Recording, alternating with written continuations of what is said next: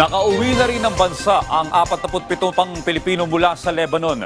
Kabilang sila sa mga nagpalista sa repatriation program ng pamahalaan dahil sa nagpapatuloy na sigalot sa pagitan ng Israel at Hezbollah. Si Bien Manalo sa detalye. Palakpak ang sumalubong sa 47 Pilipinong dumating sa NAIA Terminal 1 kagabi. Sila ang mga kababayan nating nag-avail ng voluntary repatriation program ng pamahalaan matapos maipit sa gulo sa Lebanon.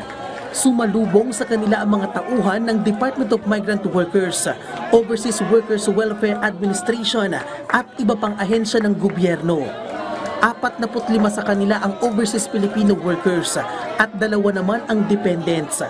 Ito ang pinakamalaking batch ng mga OFW na napauwi mula Lebanon simula ng ipag-utos ni Pangulong Ferdinand R. Marcos Jr. ang repatriation programa nang magsimula ang gulo nitong October 2023.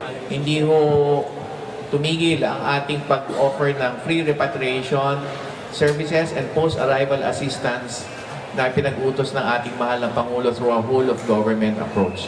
Sa kabuuan, may 525 OFW at 30 dependents na ang nakabalik ng Pilipinas mula Lebanon.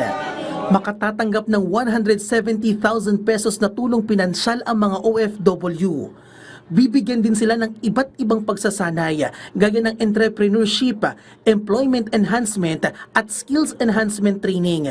We're making our services more available. We have hotlines. We have transport even, no? Doon sa mga nangangailangan na maidala sa mga shelters from their homes, from anywhere within Beirut. Nakatoka naman ang Department of Health sa physical examination at psychological first aid.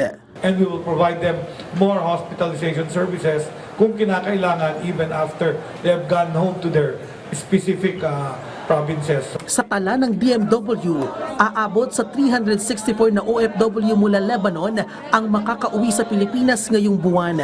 Mahigit 200 na rito ang inaayos na ng Lebanese Immigration Authorities. Sa ngayon, naka-alert level 3 ang Lebanon. Ibig sabihin niyan ay mandatory repatriation.